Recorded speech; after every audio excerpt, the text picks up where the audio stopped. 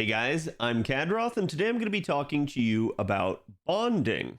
I'm not going to be explaining bonding for you or how to min-max bonding really, but rather the issue with bonding in FGO and how the devs can fix it. There's a couple of issues I think that are really prevalent when it comes to bonding. So just to kind of start out at the outset, the reason bonding is so important to everybody is that, especially for more long-term players, especially for more free-to-play players, bonding often ends up being one of their best sources of Saint Courts in the game. But the issues don't really end there. We also have the fact that, frankly, for a lot of units, their bond craft essences that you unlock at Bond 10 are just not really worth it. They're not really worth equipping. They're not really worth, trying to take into scenarios, because most of the time you have other craft essences that you can take that'll be better. Now, the devs did manage to comment on this during their last dev interview, last anniversary, but again, they said yes, they're aware of the issue and that something might be coming into the future, and all they said in that regard was just bond up as many units as you can. So we have no idea if they plan to do anything in the short term. We have no idea what that would be. So that may be a subject of another video, is how to fix bond craft essences. But I think obviously, and I've seen people talk about this over and over again, there's some really obvious solutions for that problem. And that's just, one, making them better, two, giving them actual good stats, because most bond craft essences just have like 100 out of 100. And then again, it could also just simply being making them some sort of like passive or permanent addition to the servant's kit that would really help them out. So there are numerous ways that they could resolve the bond craft essence issue, but the fact that they're not that good and relatively lackluster is an issue in and of itself. Then the other issue is, okay, well, you can go beyond Bond 10 now, and this has been a thing for years now in the game. You've been able to go to Bond 15. The problem is the process is exorbitantly slow, and we have a couple of issues with that. One, getting to Bond 15 doesn't do anything for you. There's really no tangible reward for it other than just some more quartz, because the only way to get to Bond 15 is to sit there and use your bond grails, which are themselves another problem with this system, because bond grails are not readily available. You basically end up having to use your rare prisms to get them, because they're very rarely given out for free.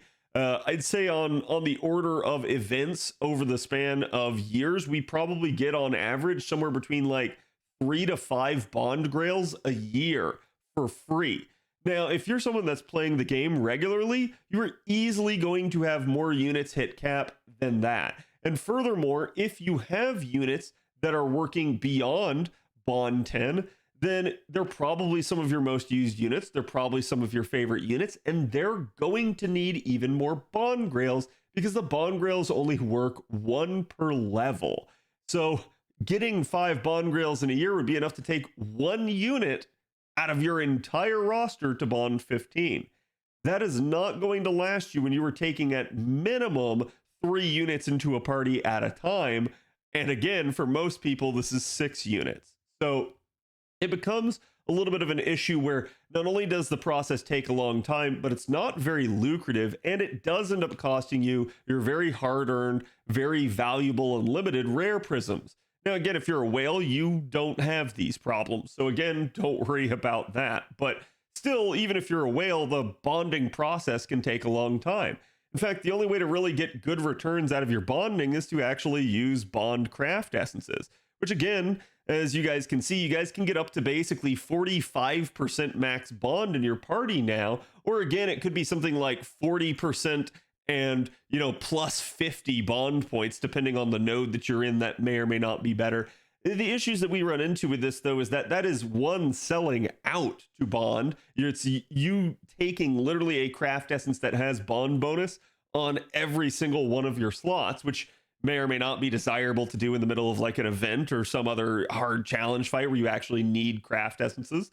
So this becomes an issue in and of itself. The bonding process just takes very long periods of time. In fact, you guys can see the amount of bond cap needed basically for each level beyond 10. And again, by the end of this, basically each one of these ends up being pretty much the amount of bond that you needed just to get to bond 10 in total. So that's kind of an issue right there in and of itself. It's a very long, drawn out, slow process. Now, we have had things come into the game like teapots, but teapots themselves are also an issue because they're limited. So this is a thing that the NA crowd won't be super aware of necessarily, but the JP crowd is dealing with them relatively on the regular. Teapots basically increase the amount of bond gain temporarily by 50% from a node that you're doing. And that sounds really good in premise, but again, think about this. Some of your best bond nodes out there that you can regularly farm are only giving you a couple thousand. So that becomes a bit of an issue where, okay, well, cool, you got plus 50%. In the grand scheme of things, in the grand scheme of needing millions of bond, a couple thousand doesn't do much. So, and I've talked about this with other people. I'm not really sure why they've limited the bond teapots there, because there's really no reason to. It's not that abusable. Now, we do have some nodes in story that have allowed for quite a bit more. In fact, upwards of like 100,000 bond points even can be awarded. So actually, I say 100,000 bond points. I don't think it was 100,000 bond points. I think that was master experience. But still, there's some relatively good ones that are out there that, yes, if you manage to play your cards right, if you manage to stack all your bonuses, you could get a significant jump in bond. But those are really rare and far between. And because the teapots are limited, you can't stack them anyways. But even if you could, it wouldn't be the end of the world. It wouldn't make that big of a difference, that big of a dent in your actual bonding goals. So this becomes a little bit more of an issue. And then again, we question, why are we going beyond bond 15 in a lot of cases? Well, there's several reasons. One is going to be you really just want to get more life out of some of your favorite and most used units. That's perfectly fine. But the other issue at play there is that, okay, well, you really want quartz and stuff like that. You're trying to farm for that. Again, that certainly is going to be a thing, but it is going to take you a long time. And so at the end of the day, I also wonder now, because I think we're starting to see now on JP, more and more people are beginning to hit bond 15 on a lot of their units. Now, obviously not every unit out there, but certainly if you have some favorites that you keep going back to, particularly with regards to the support casters and those sorts of units. Again, for instance, my JP's Castoria just hit bond 15 not too long ago. Does that mean I can't use her? No, not by any stretch of the imagination. I'm not going to gimp myself like that. But it does mean that I'm not really gaining any benefit out of it other than just, hey, she's a really strong unit when I do take her. So that becomes a little bit of an issue where people start to feel bad if they can't keep continuing to gain bond. So again, I think they can address the teapot issue by either giving them a longer duration or, I don't know, maybe just making them not have a duration. That would equally be another thing. I think they're maybe more worried about the NA side of things, trying to like min-max bond. And yeah, that could definitely be a thing down the line with our clairvoyance. But the JP side of things doesn't really have that clairvoyance. Even if they let you have all of your bond teapots, there's only so much you can really abuse it anyways. You could hold on to them until there's a really lucrative time, but it's not going to get you that much in the grand scheme of things. So again, I think that's another aspect that they can tackle. The bond grails are an issue in and of themselves. And the reason that I'm talking about this to you guys is that the issues that I see with bond are twofold. One, that people don't really want to keep using a unit that's max bonded. And two, that people are having a hard time getting their hands on the bond grails in order to keep being able to use their units. Now, the big issue with bond grails is one, rare prisms and their limited use, and two, the fact that they're not really giving out enough bond grails to actually sustain most accounts. So I'm not going to say they necessarily need to give them out, but they're not really giving players a path to actually be able to get enough. And so that becomes an issue.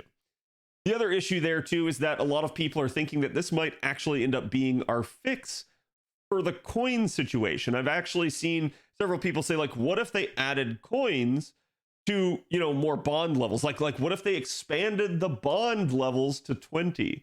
and that coins could be the fix to that. The issue with this is fundamentally that already, just to get to 15, you guys can see just how much bond it takes. Now imagine this number keeps going up as you start approaching bond 20. That's going to start getting to be pretty insane. That's going to start taking a really long time. So that would serve the purpose of allowing you to keep using your favorite units, but it would definitely not really help the bond grail situation, nor would it help the hey, I need coins situation without a lot of devoted farming. And I think there's a fundamental issue there with that too. If that's the way they're going to fix it, with the actual coins coming from later bond levels, then basically you're going to have to rely on that. And by the time you finish bonding your unit, all of a sudden, that's when you have enough coins to finally complete them. Well, then you're not going to want to use the unit then after that. I mean, again, you still will. You're always going to use your favorites. But this becomes more and more of a going concern as to, hey, we need some sort of longer term, longer form approach to bonding as, again, people are beginning to more and more hit bond 15. And again, people are more and more getting sort of capped out on their bond grails. Well, I have a potential solution for a lot of this. It's not going to resolve the bond grail situation. That is more of a currency issue than anything. But it could solve any potential expansion to the bond system, and it could solve the issue of, hey, I feel bad about using my max bonded unit because I'm not getting bond efficiency out of that. The answer is to come over here and look at MASH. Now, for those of you guys that don't know, later on in the story, basically after Anastasia in Lost Belt, MASH gains the ability to increase the bond points earned for the whole party by 20%. This only applies to Lost Belt main quest, but the entire point of this system is so that when you are earning bond points, that again, if you have to take MASH for whatever reason, you're not worried about that. You're not going, oh no, I have this dud in my party that can't gain bond. So they allow MASH to basically distribute the bond she would have gained to other units. That's the fix. Imagine if you didn't have to worry about never being able to use your unit ever again, about them being at max bond and you not having the efficiency. What if when you hit bond 15, heck, maybe even bond 10, when you hit that max bond wherever it is, that instead of losing efficiency, it just redistributes bond to the rest of the party. Whatever bond points that character would have gained gets divided equally amongst the remaining units that aren't at max bond. To me, that's the perfect solution.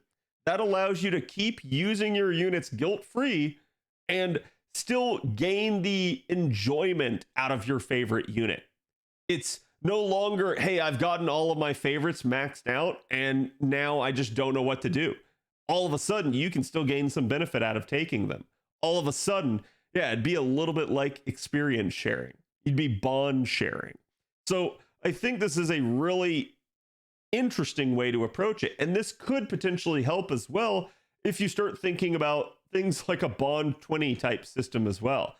Certainly so, this would allow them to start putting in more and more bond accelerants into the game, because the bonding situation is so slow, so long and drawn out as is, that this would allow more players to be able to farm bond faster for, again, stuff like unlocking strengthenings and interludes, but also for farming things like courts, for getting their bond craft essence unlocked. And then this would also allow the system to, again, expand, say, upwards to bond 20, and basically allow them to have some other reward there at bond 20 for having gotten all the way to the end. Because, again, that's one of the issues I talked about, is you get to bond 15 and you don't get anything for that. There's no like, hey, wow, you know how you hit bond 10 and got that bond craft essence? There's nothing there at bond 15 when you hit it. And that's one of the more lackluster things about the game in that regard.